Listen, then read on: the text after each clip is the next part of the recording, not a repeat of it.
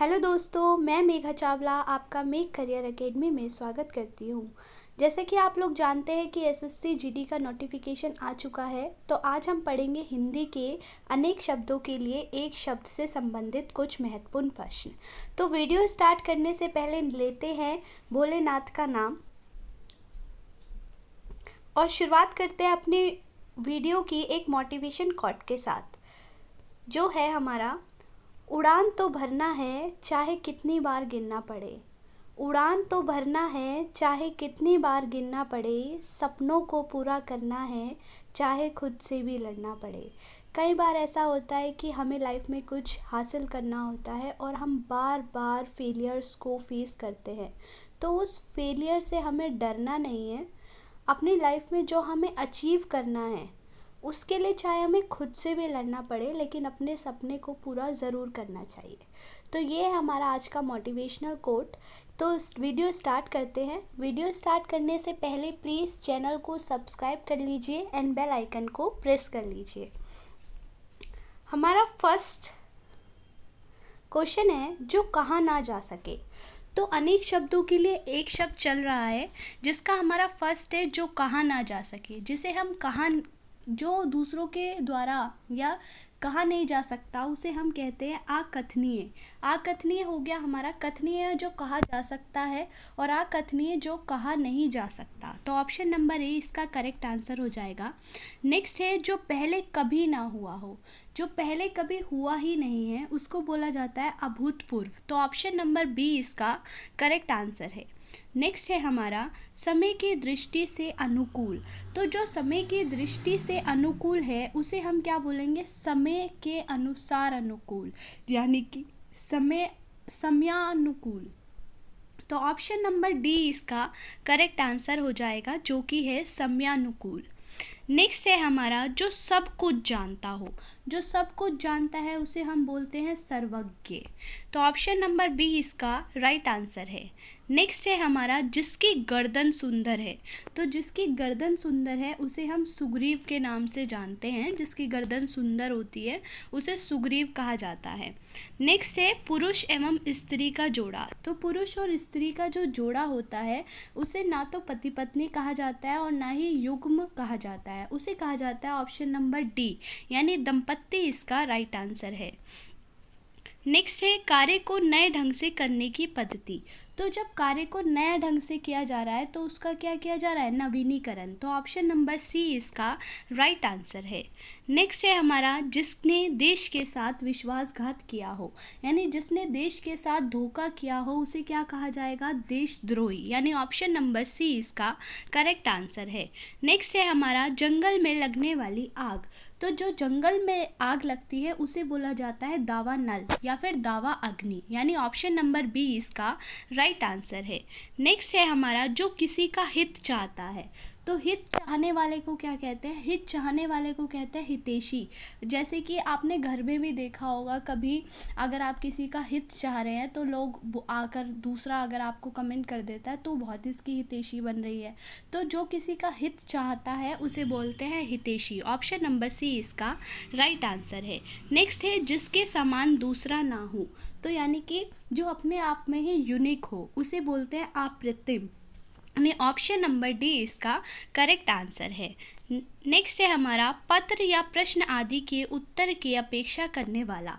तो पत्र या प्रश्न आदि के जो उत्तर की अपेक्षा करेगा तो इसको बोलेंगे उत्तरापेक्षी, यानी ऑप्शन नंबर डी इसका करेक्ट आंसर है। नेक्स्ट है हमारा जो बहुत बातें करता हो। ठीक है, हमारी लैंग्वेज में उसे बातूनी बोलते हैं, लेकिन जो ग्रामर की लैंग्वेज है हिंदी के अकॉर्डिंग उसको बोलते हैं वाचाल, यानी ऑप्शन नंबर डी इसका करेक्ट आंसर है। जो बहुत बातें करता है, कंटिन्यूसली बात किए जा रहा है, उसको हम बोलते हैं वाचाल, यानी ऑप्शन नंबर डी इसका करेक्ट आंसर है। नेक्स्ट है किसी के प्रति उदारता एवं कृपा पूर्वक किया जाने वाला व्यवहार, यानी कि अगर हम रिक्वेस्ट मोड पर किसी से व्यवहार कर रहे हैं, बिहेव कर रहे हैं, तो उसको हम बोलते हैं अनुग्रह करना, यानी रिक्वेस्ट करना, किसी से निवेदन करना। तो किसी के प्रति उदारता एवं कृपा पूर्वक किया जाने वाला व्यवहार कहलाता है अनुग्रह। नेक्स्ट है जो शत्रु की हत्या करता है। तो शत्रु की हत्या करने वाले को बोलते हैं Shatrughan. Option number A correct answer है। नेक्स्ट है जिसके आर पार देखा जा सकता है, यानी कि ट्रांसपेरेंट, उसको हम बोलते हैं पारदर्शी। जिसके आर पार देखा जा सकता है यानी पारदर्शी, जैसे हमारी मान लो एक पेपर होता है, मतलब जो पेपर मतलब अपनी बुक के ऊपर हम वाइट कलर की चढ़ाते हैं ना फोल्ड, तो वो भी हमारा ट्रांसपेरेंट होता है, जिसके आर पार हम देखा जा सकता है यानी पारदर्शी। इसके बाद है आयु में बड़ा व्यक्ति। तो आयु में जो बड़ा व्यक्ति होता है उसको बोलते हैं हम ज्येष्ठ, यानी ऑप्शन नंबर सी इसका करेक्ट आंसर है। नेक्स्ट है हमारा बिना घर का। जिसके पास घर ही ना हो उसे क्या बोलेंगे, उसे बोलते हैं अनिकेत। अनिकेत होता है बिना घर का। ऑप्शन नंबर सी इसका राइट आंसर है। नेक्स्ट है रवि ईश्वर को ना मानने वाला व्यक्ति है। रेखांकित वाक्यांश के लिए एक शब्द का चयन कीजिए। तो ईश्वर को नहीं मानने वाले को क्या बोलते हैं, नास्तिक। ऑप्शन नंबर डी इसका करेक्ट आंसर है। नेक्स्ट है ईश्वर का कोई आकार नहीं होता। रेखांकित वाक्यांश के लिए एक शब्द का चयन कीजिए। तो कोई आकार नहीं है यानी निराकार। ऑप्शन नंबर सी इसका राइट आंसर है। नेक्स्ट है ममता कम बोलती है। इसके लिए आपको एक शब्द का चयन करना है। कम बोलने वाले को क्या कहते हैं, तो मितभाषी, यानी ऑप्शन नंबर सी इसका राइट आंसर होगा। आंखों के सामने घटित घटना पर विश्वास तो करना ही पड़ेगा, यानी कि आपके बिल्कुल सामने कोई घटना हुई है तो आप उसको क्या कहेंगे, प्रत्यक्ष, यानी ऑप्शन नंबर ए इसका सही आंसर है। नेक्स्ट है जानने की इच्छा रखने वाला। तो जानने की इच्छा रखने वाला होता है जिज्ञासु। ऑप्शन नंबर बी इसका करेक्ट आंसर है। इसके बाद है मोक्ष की इच्छा रखने वाला। तो मोक्ष की इच्छा रखने वाला हो गया मुमुक्षु, यानी जानने की इच्छा रखने वाला जिज्ञासु, मोक्ष की इच्छा रखने वाला मुमुक्षु। इसके बाद है थोड़ा जानने वाला। जो कम जानता है उसको बोलते हैं हम अल्पज्ञ, यानी जो सब कुछ जानता है उसे बोलते हैं सर्वज्ञ, और जो कम जानता है, थोड़ा जानता है, उसे बोलते हैं हम अल्पज्ञ, यानी ऑप्शन नंबर ए सही आंसर है। जिसे बुलाया ना गया हो। तो जिसे बुलाया ना गया हो उसे बोलते हैं अनाहुत। जो बिन बुलाए आ जाता है, यानी जिसे बुलाया ना गया हो उसे बोलेंगे हम अनाहुत। तो इसका राइट आंसर होगा ऑप्शन नंबर ए अनाहुत। इसके बाद है जो किए गए उपकारों को मानता हो। जैसे आपने किसी के लिए कुछ अच्छा काम किया है तो वो आपके उपकारों को मानता है, तो इसको बोलते हैं कृतज्ञ, यानी ऑप्शन नंबर ए इसका राइट आंसर है।